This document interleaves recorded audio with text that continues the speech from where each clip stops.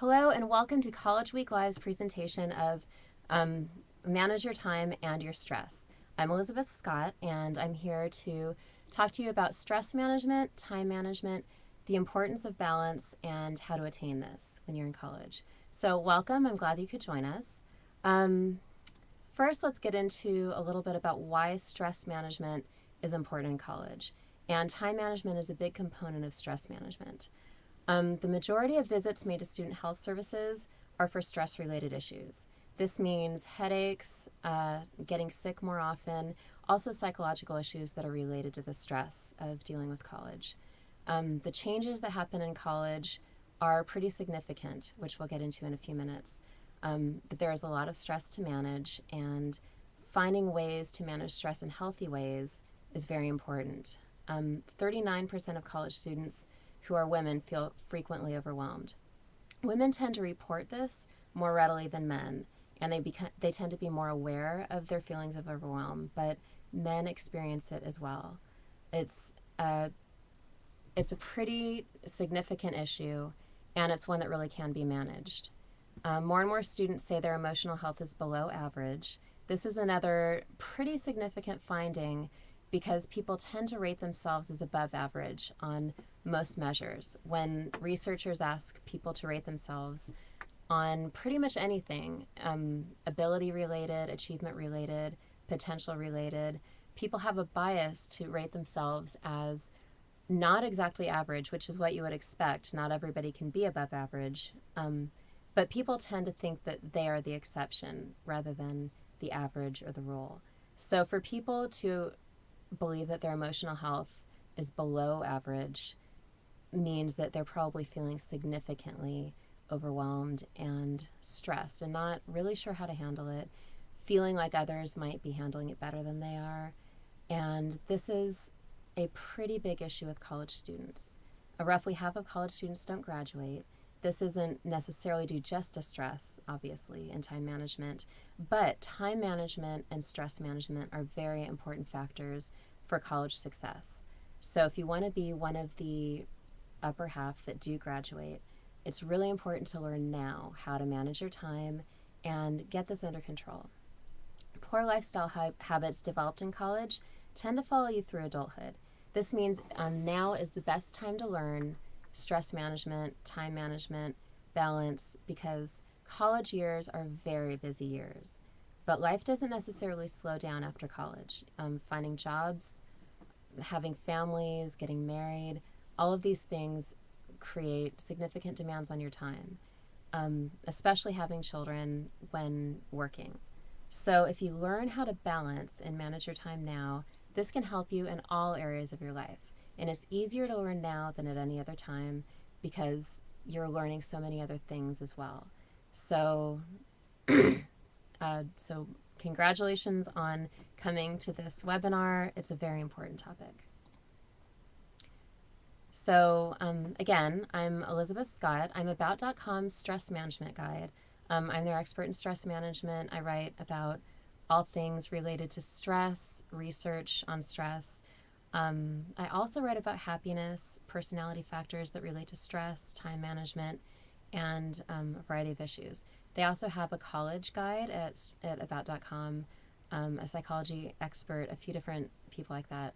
But I cover all issues related to stress, and I have several articles, sort of a collection of articles on college and college stress. So my URL is right there, stress.about.com. I'm also author of 8 Keys to Stress Management. It's part of the 8 Keys to Mental Health series from W.W. Norton. It is, here's the book, and it's also been made into an audiobook. This can be found on Amazon, Barnes & Noble, pretty much anywhere. This can be downloaded in audible.com or found where audiobooks are sold or found online. My background is in counseling, coaching, life coaching and wellness coaching, health psychology and positive psychology. But I focus on stress management and psychological wellness, which can run the gamut of all issues pertaining to wellness and effective living. So today I'll be talking, I have a master's level education, and I'm all but dissertation on a doctorate in psychology. So I've studied a lot of these issues. And today I'm going to be talking about stress management, time management, the importance of balance and how to achieve balance. And I'll be answering questions at the end. However, if you have any questions now, you can feel free to ask in the window provided for questions. I will answer them at the end once I get into my presentation. And if there are questions that are specific that I haven't covered, I'll get into detail about them. If there are questions that I've pretty much covered, I might reiterate or add clarification. So if you have any questions, feel free to ask, and we'll cover them at the end. If there are any questions that I can't get to, I will cover them on my website, stress.about.com, but we'll try to get to them all in the presentation. For those of you who don't know, we also have a giveaway of my book, 8 Keys to Stress Management. So we are looking at the participants in the window, and one will be chosen at random. So we'll notify you if you're the winner. You don't have to ask questions. You can just listen, take notes, watch. But just attending means that you'll be entered in the giveaway. And it can help you with your stress. So first I'd like to cover some of the top college stressors. There are several issues that may be stressful right now in high school, but when you get to college, there are specific ways that they present themselves in the college years. The college years are notoriously known for high demands on your time. You are probably busy right now, whether you're in college or if you're in high school. And there are many factors that play into this busyness. The classes are very challenging, so you obviously have to go to them, but there's also a lot of homework, a lot of studying on the side. In your college classes, there's going to be less hand-holding pretty much with teachers. You have to structure your own time, make sure you allow for more reading, more studying, more going over notes, possibly study groups. And a lot of this can really take more time than you might estimate. Instead of listening to it being presented in class, you're going to have to be more proactive in studying this at home. Plus, there's going to be a lot more information. There are also clubs and extracurricular activities, many that, whether you're at a four-year university or a community college, there are many different opportunities to get involved in the issues that are important to you in social clubs. And it's wonderful to get involved in these things because they can really help you develop who you are, figure out where you're going, make connections. But it also does take quite a bit of time. These days, college can be very expensive, so many people have part-time jobs. For those of you who don't need to work, this is really nice. But for those who do, work can be fit into your college schedule. It just also takes planning and juggling. Nurturing your relationships. There are new relationships, obviously. You're going to have to meet new people, and it does take time to seek these people out, to get to know them, and spending time building those bonds. And you're also going to want to be, nurturing your relationships with the people that you left behind, with your family. So you may be spending more time on, social issues than before. And you don't want this to take over, but you also don't want it to go by the wayside. So there's quite a bit to balance there. Sleep deprivation is a widely experienced phenomenon in college. This is due to several factors. All of the things that we talked about just now. The drains on your time can cut into your sleep time, obviously. There are also going to be issues like, noisy roommates, noise around you in dorms if you're going to be staying in the dorms, the excitement of what's going on. Often you can experience insomnia if you are trying to go to sleep, just because there might be a lot more on your mind. You might have more anxiety. So there are several different issues that might take a toll on your sleep.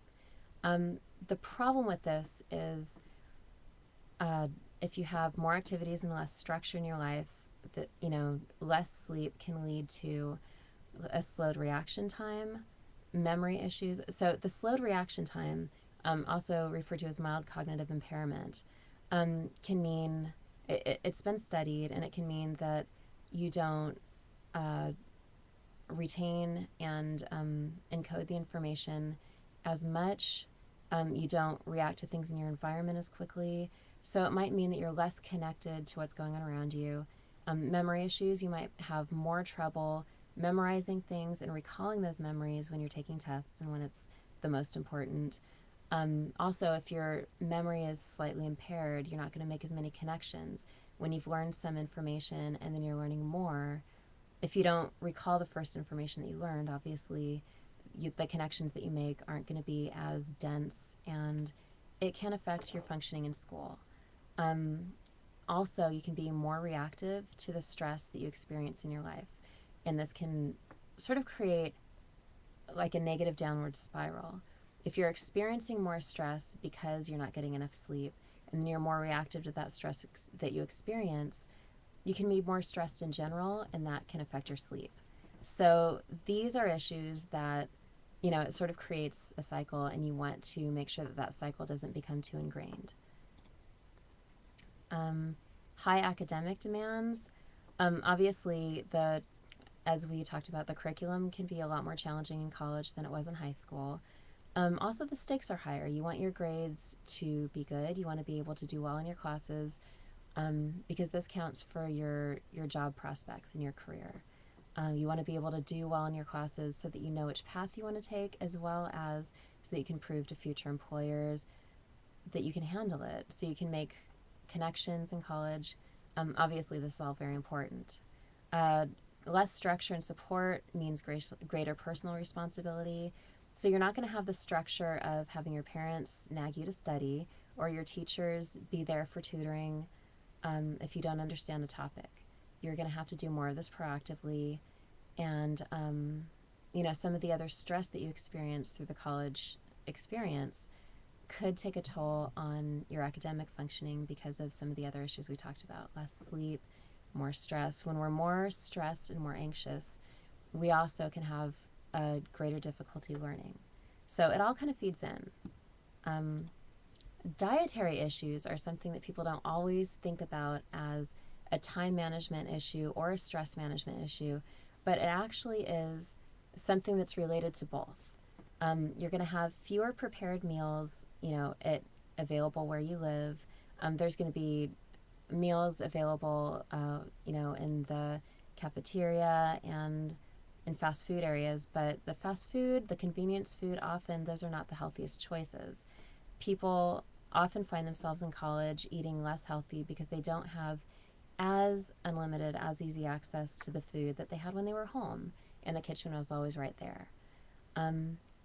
Some of the nutritional issues, if you're relying on convenience food too much and maybe energy drinks to help yourself study more, this can affect your nutrition as well as the way you handle stress and the way you handle your classes. Also, the freshman 15, this is something that a lot of people experience, where you go to college and you gain 15 pounds in the first year. And a lot of this is due to the convenience foods. Some of the stress, when we're under a lot of stress, we can retain weight more. This is obviously something that would be good to avoid for your overall health and wellness. But time management comes into play, because if you can manage your time and build into your schedule the time to, go out of your way and find the healthier food, or be more organized and have it more available, have a system, know what your healthy choices are, and know what to avoid, whether you're at a fast food place, whether you're at the cafeteria, or whether you're in your dorm. This can help you eat healthier, and it can help you manage stress and be more effective in your classes. So the relationship challenges that you can face in college, we touched on it a little bit earlier, but it's very important to not only find your social group and maintain your relationships with people back home who are also important, but building a circle that's supportive to who you are and who you'd like to be. The people that you spend your time with tend to have qualities that you take on. If you're with a bunch of people who are focused and motivated and moving in the direction you want to, you'll tend to be carried in that direction, whether you're consciously aware of it or not. At the same time, if you're spending time with people who either don't have the same goals as you do, or who are perhaps a little bit toxic, frenemies, people who are emotionally draining, people you're trying to keep up with, and it's a bit exhausting, that can really affect you more than you might realize. So it's important to take time and make time to focus on the relationships that are important and to build relationships that are going to help you build the important things into your schedule so that you're not having to create the wheel for yourself necessarily. Both of these things speak to balance and time management. So test anxiety is also a pretty significant college stressor. It can lead to stress inside and outside of your tests, meaning people who have test anxiety tend to get stressed when they're studying as well as when they're taking the tests. But when they're taking tests, the stress can sabotage your performance, basically. If you're feeling some anxiety, this is good because it can motivate you and it can push you to work harder and perform better. However, if the anxiety gets to be too great, your fight or flight response is triggered. You're not going to be thinking as clearly. You're going to be finding it more difficult to retrieve your memories. And it's been found that high achieving students who experience significant test anxiety can do more poorly on the tests. Basically, it can kind of sabotage your performance. So getting test anxiety under control, and I've done talks with College Week Live about test anxiety as well. There are very specific, very effective ways to handle it. But some of this is related to time management. If you're not giving yourself enough time to study and you're speeding through it, you're not going to be as well prepared and you're going to be more anxious. And if you take enough tests where you're not well prepared and you're feeling anxious during the test, it can start to become a pattern because you're associating that anxiety with test taking, and you can connect it to your ability, and that can make you feel less confidence in your own performance, and it can affect the anxiety that you feel in future tests. So we don't really want to get into that negative cycle. We don't want it to affect your scores and your grades. So working on managing your time, being organized, and managing your test anxiety can only help you not only with your stress, but with how well you do in all of your tests and ultimately in all of your classes. So not only can stress affect your academic performance, it affects your health and your functioning in all areas. It can lead, in the short term, it can lead to anxiety, self-doubts, feeling overwhelmed, some of these issues that bring people to the student health services and the doctor. It can also affect your learning. Mild cognitive impairment means that it's harder to learn and harder to retrieve these memories when you need them the most. Also experiencing a racing heart, cold hands, physical symptoms, that are associated with the fight or flight response being triggered. This can this can cause you to feel less comfortable speaking up in class if that's necessary, less comfortable on your tests, obviously. It can create a cycle where you're feeling more of that. Sometimes that can lead to greater issues such as panic attacks, but even just having the racing heart and the triggered stress response can be distracting and can make you less able to handle the challenges that you're going to face in college. So the long-term effects can be even more serious. Digestive issues, heart issues, depressed immunity, which means you can get sick more often, and obviously when you're sick more often, you aren't as effective in studying, and that can really wreak havoc on your schedule. But people can also experience burnout, anxiety disorders, panic disorders, depression. Stress can really be a significant issue. And especially down the road, these long-term effects can affect you over the months that you're in college, but they can also affect you throughout your life and lead to more serious health conditions later on, which, you want to give yourself a very effective start in life. You want to get into good habits, good patterns, because the patterns become really ingrained. And it's a lot easier to change these things about yourself when you're in your late teens and early 20s than when you're in your 30s, 40s, and 50s, possibly already experiencing health problems. So again, congratulations on coming here and being proactive about this.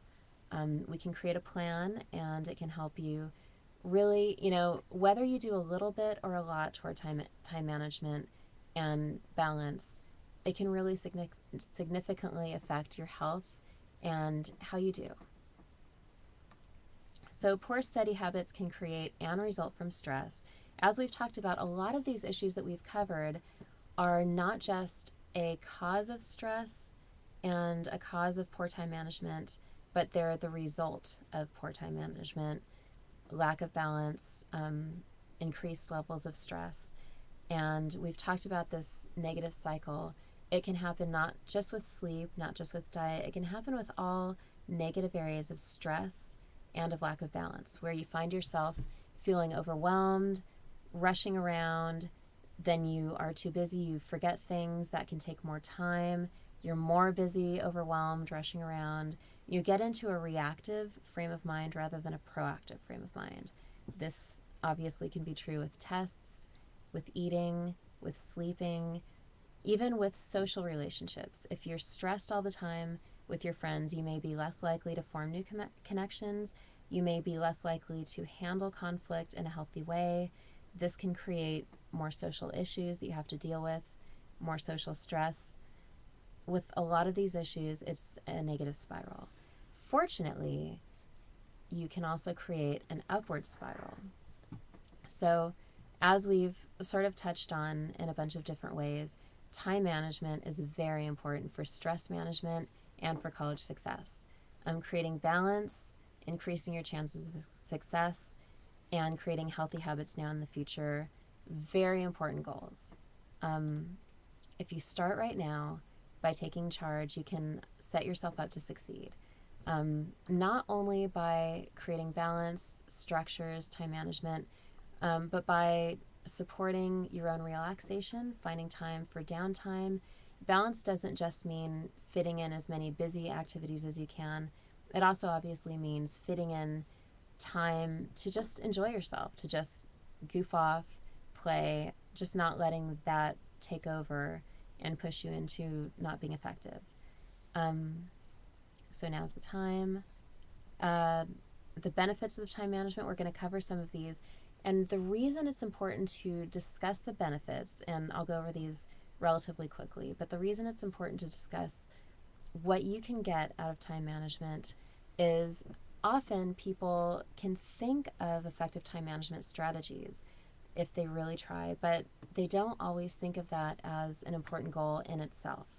They might get really busy and they might reactively try to figure out how to carve out a little time for their test, and then they take the test and then they're back to their regular habits. Or they might get so exhausted that they carve out time for a nap and then they're back to not creating enough time for sleep in their schedule. So a lot of the time people reactively do time management when it's in crisis, but if you're proactive about time management, you can come up with strategies and systems that work for you so that you never get to the point where you are in crisis, or it never gets to be bad enough that you feel like you can't handle it and you're overwhelmed. It can be a little bit more where you have sort of an early warning system of, hey, I might need to balance this a little bit differently. And you can calmly go over your choices of how to best do that. And you can reevaluate that and sort of make more informed decisions. When you're reactive, sometimes you'd make choices in ways that you wouldn't normally choose. You might go overboard with cutting things out, or you might feel so overwhelmed by everything that you kind of just let things drop, or you just kind of keep going and you never really think about how to get ahead of the busyness. So anyway, some of the benefits of time management, balancing your schedule obviously is the one that people always think of. Finding time to do everything that you want, not just the most important, most pressing things. But also knowing when you're overcommitted. When we use some of these strategies, it can be right there in black and white where you'll see that it's not possible to fit in everything that you might be trying to do. And, that's when it becomes more important to prioritize what's most important. Because if you prioritize those things, you'll have obviously more time to spend with them. Instead of spreading yourself so thin that you're not doing anything really well, you can be really effective at the things that matter most to you. Balancing work, self-care, and fun obviously is the goal, so that you're effective in the things that you want to do, but you're not having so much fun partying that you're not studying, and you're not having so much study time that you're burning out. Another benefit, or actually, another benefit for stress management is healthy eating, or for time management is healthy eating habits. If you get ahead of it, like we talked about, if you decide where the healthy places are to eat, what the healthy meals are, and there are several resources online and books that you can get where they discuss what are the healthier choices in fast food restaurants, what are the healthier choices if you're looking at one potential meal versus another, whether it's a snack, whether it's a quick meal you can make yourself, or whether it's, something more elaborate. But if you have a few meals that you know work for you, you can get them easily, you can eat them, you like them, but also they have a lot of nutrition in them. You don't have to kind of reinvent the wheel for every meal. You can just kind of get into a system. And About.com has resources there. There's a nutrition expert, there's a low carb diet expert, there's a busy cooks expert, so they can kind of help you know what's healthy, what's not healthy, and what to do. And once you have your nutritious meals, your greater nutrition, you're going to be sharper, you're going to be less reactive towards stress, you're going to be healthier, and less susceptible to missing your classes because of these issues taking over. Healthier relationships. If you manage your time better, you're going to have more time to invest in building a social circle and less likely to reactively lash out, basically. Less test anxiety, as we discussed. If you could walk into your tests confident because you know you studied enough and because you practiced some stress management techniques that you know you can deal with during that test. Some people can be very prepared and they can still be anxious in tests. If that's you, taking a little bit of extra time to get some techniques that really work for you in a pinch as well as long term can make a big difference in how you perform on your tests. And obviously this can help you in all of your classes. Getting a calendar and using it is really important. Now we're getting into strategies on how to manage your time. So a lot of, most operating systems and computers have calendars that come with them. I really like to use iCal, but Google Calendar is also really wonderful. Don't ignore the color coding features, so that you can see where you're spending your study time, where you're spending your classes, what things are optional, what things are mandatory. You can make it so that really quick at a glance you can see where your time is going. A lot of the time people just put their classes on the calendar so that they don't forget them. But I recommend that you first start mapping out where you're spending your time now. So, putting on there time that you're spending with friends, time that you're spending kind of goofing off, time that you're spending, planning things, time that you're spending sitting and feeling stressed, and, time that you're spending in your classes, obviously. And if you don't see a balanced picture, it gives you an idea of where you can make changes right there. Also, though, it can give you an idea of if you're spending your time wisely, if you look like you're overcommitted, seeing how busy everything is, how many things are mandatory versus optional, can give you a real picture of where you are right now with your time management and your lifestyle balance so that you know what changes you might want to make. There are some really great apps. I like Things and Daily Agenda because they help you figure out what you need to do, what's important, and make sure that things don't slip through the cracks. If you get very busy, things might slip through, especially if you don't have a system. So having a system either on your phone, on your computer, or ideally on your computer that links to your phone can help you not lose track of things that you need to do. Having it on having reminders enabled on your phone and on your computer can also be really important so that you're not always checking the app. It's kind of interrupting you in your daily activities and just kind of gently reminding you, especially if you have parents who give you a lot of structure right now.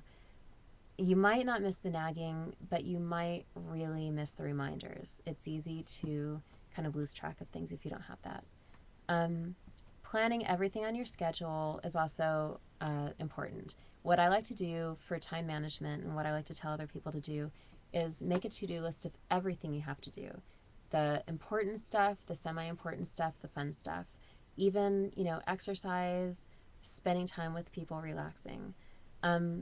Estimate how long that's going to take you and put it on your calendar. If there's not enough room for everything, then you can figure out what needs to be cut, what needs to be juggled around. Um, you know, don't forget all the issues. When you see it right there in black and white, it can really help you decide what to change. Building things into your schedule is a very important time management strategy. It's hard to build enough structure where you're remembering all the things that have to be done. However, if you connect something that you have to do with something that you already are doing, for example, meditating while you eat breakfast, if you're looking for building stress management into your schedule, or exercising right before a class or right after a class. If you attach it to something that you're already doing, studying right after breakfast if you don't have morning classes, or studying right after your classes to cement what you've learned, if that works for you. It's also really, so some of the things that you shouldn't forget, obviously factoring in sleep time. Don't forget to put that on your calendar. Factoring exercise, stress management activities. A lot of the time people, and we'll touch on this a little bit later, a lot of the time people focus on stress management, again, when they're in crisis mode and they really need a break from stress. It, that's important if that's, necessary. But it's also very important, and it's more effective to get ahead of your stress, to build activities into your schedule that will help you be more resilient to stress, as well as having a few short-term stress management strategies that can help you quickly reverse your stress response so you're not reacting from a stressed place. But people don't always plan stress management activities unless they're feeling like they really need them right then. And it's really more effective to have something that you do every few days, daily, even weekly, that will help you, have something to go to when you're feeling stressed. Or some stress management strategies like exercise and meditation make it so that you don't even experience stress the same way. It's not even that you're more effective at managing it when you feel it. You are less reactive to it when it comes into your life. So it's sort of like having a little bit of a vaccine against stress. It doesn't mean you'll never experience it, but it means that it won't take as much of a toll. So that's really important to plan in. Having time with friends and family, having downtime. I bolded this because if you don't schedule in downtime, you might risk burning out, and you'll get to the point where you can't pick up another book, where you're not effective in studying, and you don't want to force yourself to work when you're just feeling burnt and exhausted, if you can at all avoid it. So, sometimes having fun outings with friends, if you're very extroverted and this is how you relax, this is great. But if you're an introvert or, somewhere in between, you might really need time alone to recharge. And it's important to plan that just as you'd plan any other activity. And, time to just take care of your body and take care of your physical needs. Creating support in your life, we talked about this a little bit before. This is a really important thing to remember. Not just having a friend that you can rely on when you're feeling stressed, but having some of these good influence relationships. Having workout buddies who will keep you honest on your exercise routines. And again, often people feel if they don't want to lose weight, it's not really important to exercise. But exercise is important for your overall health and wellness, for now, for the future. It can keep, if you're healthier, you obviously won't get sick as often, but you'll also be more effective in your life. You'll have more energy to do all the things you need to do to be successful. It's also a great resilience builder when stress comes. So it's something to really remember and really prioritize if you at all can. Study groups, again, they'll help you stay focused with your studying, if you get a good one, just having somebody to be accountable to and having it in your schedule that you're going to study at this time can be really helpful. And having those friends with similar goals. It helps to have a few friends who are more like mentors, who you can see that they're on the path that you want to be on and sort of get ideas from them. And it also helps to have friends who are right where you are, going through it with you.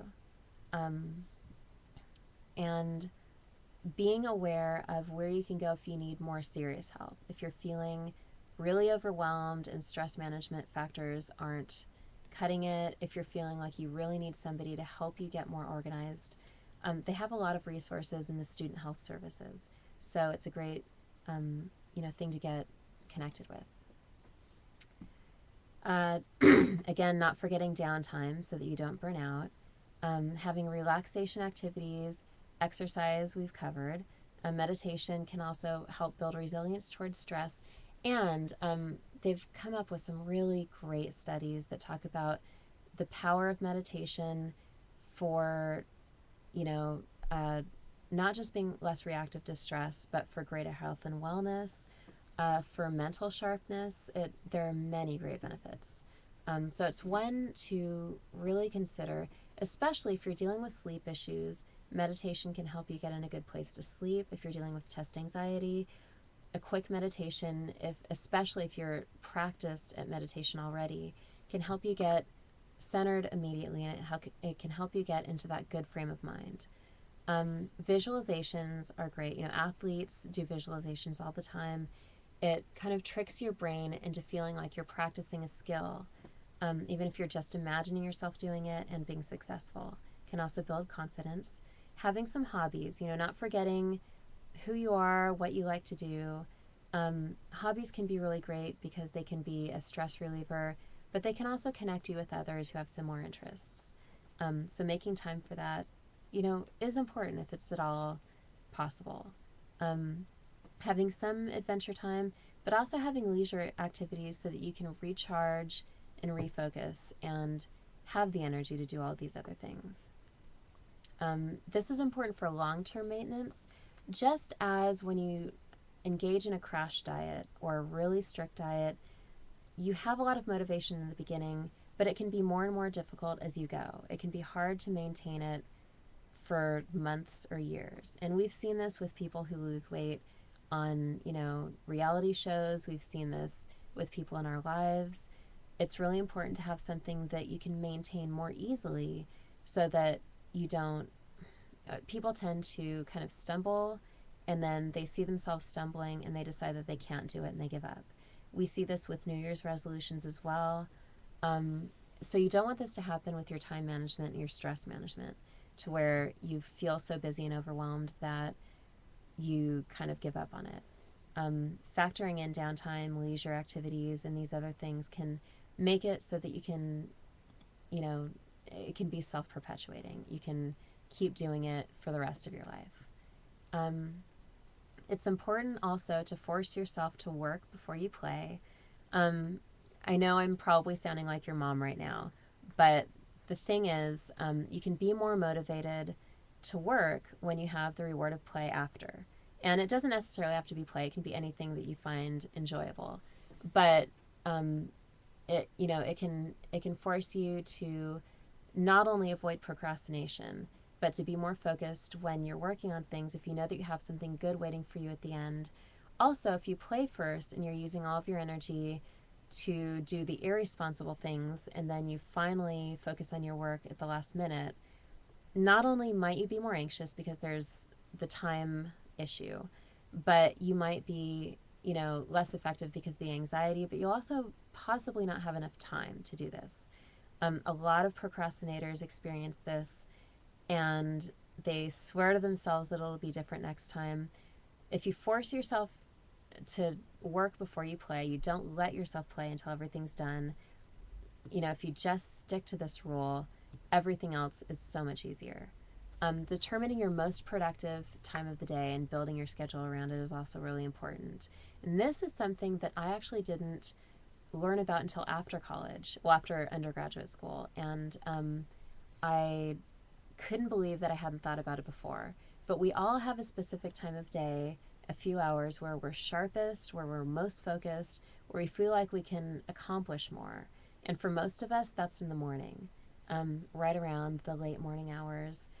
So if you can, if the morning is your time, scheduling morning classes could be a really good strategy.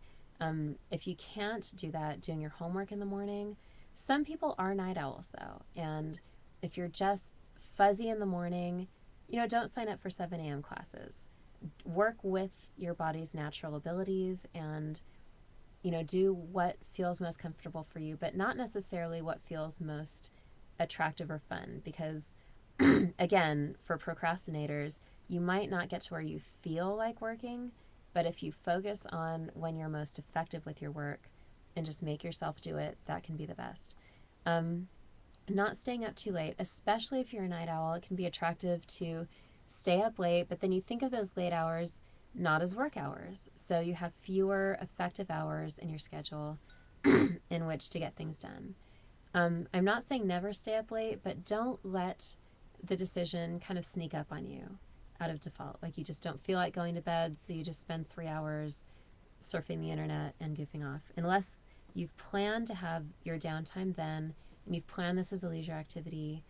If it's a conscious decision, it's different. But if it's kind of just taking over and you're not realizing where your time's going, try to be more aware of that and make it conscious. And don't forget the importance of sleep.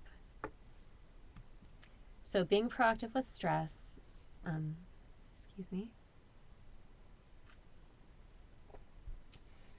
Basically, well, we talked about having a mix of short-term stress relievers and long-term habits that build resilience.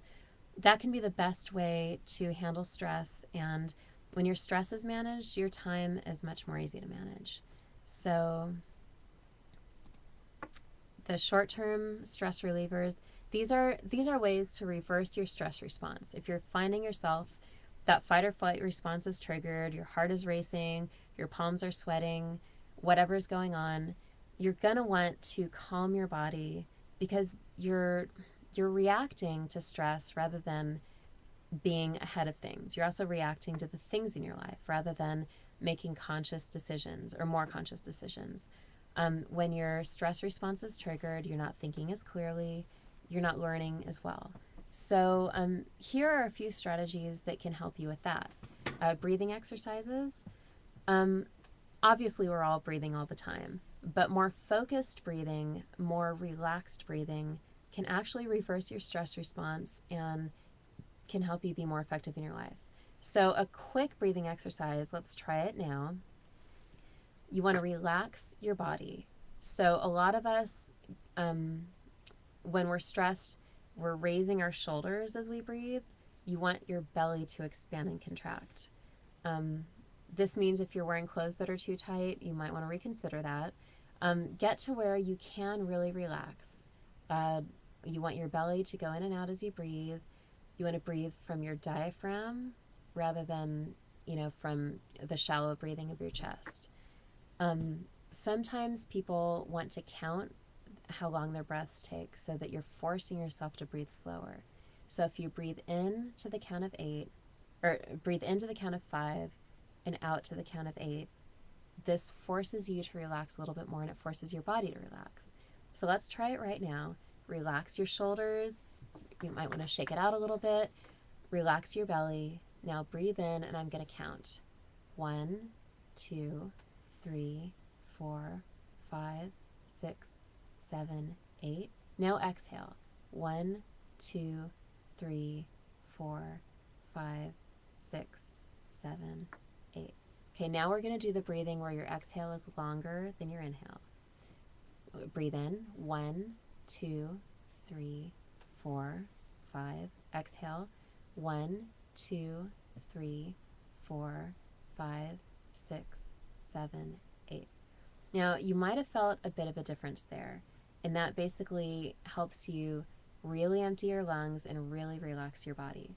If you do that for even 30 seconds before a test or when you're in the middle of a stressful situation, because nobody can really tell that you're doing your breathing exercises, even if you're actively involved in a fight with somebody or if you're in the middle of traffic, it's available anywhere.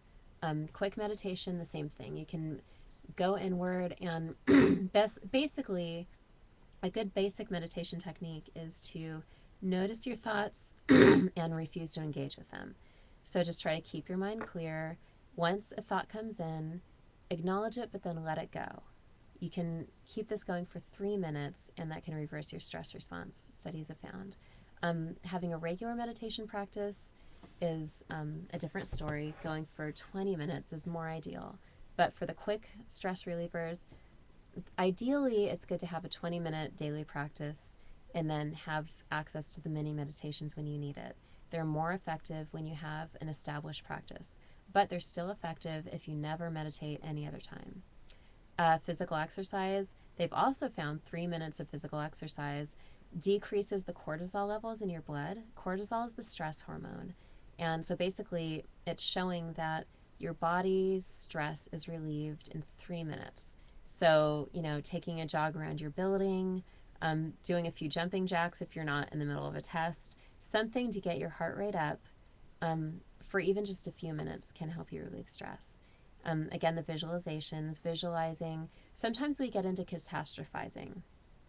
That word again, catastrophizing, means you make everything into a catastrophe. So if you visualize things going right rather than things going poorly, you feel less stressed and you feel more confident. If you see everything as a potential catastrophe, and I'm not saying don't be aware of what can go wrong and, take proactive measures to keep yourself safe from some of the negative consequences. But if everything seems to be a potential worst case scenario, make a conscious effort to balance that out by seeing what the best case scenario is and what the most realistic positive scenario could be. Giving yourself a pep talk, getting a pep talk from somebody can also help you calm down in minutes, and just helping yourself regain perspective, looking at the more positive things that can happen, looking at how likely that can be, and looking at what's in your power. If it's something that's very stressful or negative, try to find the positive in these things, and it can feel more like, less like something bad that's happening to you and more like something that, is just happening, that has potential benefits. So cutting out stressors whenever possible is another way to not only manage your stress, but manage time, because you're spending less time on these things that drain you. You have more time and more energy to tackle the things that are important. You might want to eliminate people who drain you. That is, people who are overly judgy, overly, attention needing, just people basically who make you not feel as good about yourself, who you kind of feel an instinct to avoid. Listen to that, and I'm not saying dump everybody in your life who displeases you slightly, but you might want to create more boundaries with people who create more stress. You don't have to necessarily eliminate them, although, don't keep somebody who is, really dysfunctional and really damaging you. You can make the call on that, or you can talk to psych services at your school and kind of discuss it with somebody. But it's important to remember that you can keep the people in your life who enhance your life, and you can create, healthy boundaries with the people who are good in some ways and drain you in others. Obligations that aren't worth the effort, anytime it's possible to cut those out, do, because that frees up your time and it frees up your energy. And sometimes something might seem important because you've just been doing it. That doesn't mean you're committed to it forever. Having tolerations that are in your life, this is something that life coaches talk about. There are things that you tolerate because you're used to tolerating them, but they're not serving you and they actually are draining you. Often we tolerate things that don't take a great amount of energy from us, and it seems like it takes more energy to eliminate them than to just put up with them. However, if you're tolerating things that drain you of your energy long term, think about how much energy that's draining over time. It's a greater amount often than the amount of energy that it would take to just eliminate these things, plug up the drains, and keep that energy. So things like having a disorganized workspace, an unsatisfying job, uncomfortable clothes even, that can kind of wear on you throughout the day. Poor dietary habits, as we've discussed, anything that drains your energy and it's not necessary, you can make a list. And I have resources on my site, stressedoutabout.com, that talk about how to eliminate some of these tolerations and, how to go about that, how to be more aware of what you're tolerating and how to systematically eliminate these things from your life. And you'll feel more energy and less stress with every toleration you eliminate. So maintaining stress relieving habits, it's easier if you make it a habit rather than every single time you practice a stress management technique, it's a choice. Having it be a habit means building it into your schedule. As we talked about before, connecting it with something you're already doing, like doing it right before a class, right after a class, as you wake up, as you go to sleep, things that you're going to be doing regularly anyway. So joining an exercise class, this can be great because if you rely on yourself to exercise when you feel like it, you might not always feel like it. If you join a class, not only is somebody helping you create that structure in your life, but there are going to be other people that you connect with in the class, and you're going to be less likely to want to miss it. Even if you're tired, you're going to be more likely to drag yourself off the couch and go. And the more regularly you exercise, the less of a struggle it is to maintain. Maintaining friendships, meditation is another great one to build into your schedule. Even if you meditate every morning for 5 minutes, it's more important with meditation to do it regularly than to spend a lot of time in it. Maintaining an optimistic sense of humor, an optimistic perspective. We haven't touched on this as much as we probably should because it's an important component of stress management. But basically, and I have resources on my site, but basically focusing on the positive, minimizing not that you're not aware of the things that are negative, but you're not focusing so heavily on what could go wrong and what your shortcomings are that you keep yourself from taking advantage of opportunities. Journaling, gratitude journals are wonderful because you can always pick out 2 or 3 things from your day that you're grateful for. And the more you get into the habit of that, the more you notice the things you have to be grateful for, the less stressed you are about other things that you experience in your life. And then the thing that I love about maintaining a gratitude journal is you have this record of all the great things that have been happening to you. You can reread it every week and remind yourself of the good things in your life. Or I started maintaining a gratitude journal in high school, and I have all of these great things to remember now when I look back on it. I can remember what high school Elizabeth was like. I can show my kids and, things that I've forgotten, the big things and the little things. So this is, something that's highly recommended for stress management. But it also helps with time because if you're feeling really stressed, you're going to be less effective at the things that you attempt. So stress management and time management really, I know I've said it many times throughout this presentation, but I can't stress enough how important they are for each other. Really quick, for ongoing support with stress management, you can go to my site, stressedoutabout.com. It has research, self-assessments, college-related resources, and a free weekly newsletter that actually comes out twice most weeks. Social media resources, I have a Facebook page about stress management. On Twitter, I'm Elizabeth Scott, and I tweet a lot of my articles or I retweet things that I find are effective and helpful for people. You can get my book, 8 Keys to Stress Management. It talks about some of the things we've talked about, but elaborates. There are interactive worksheets that you can do, exercises that you can take action. Some of them are simple, some of them are more involved, but basically it helps you come up with your own system. And there's a whole chapter on time management. Additional resources, elizabethscott.info. There's a website for my book. I do workshops and coaching, and you will find out about, not only am I doing a book giveaway here today, but I often do them on Goodreads, so that's something that I can keep you posted on as well. So any questions? We can get to some of the questions that I've gotten here. Hang on just a second. Okay, so somebody's asking what would be some good things to eliminate during the school hours.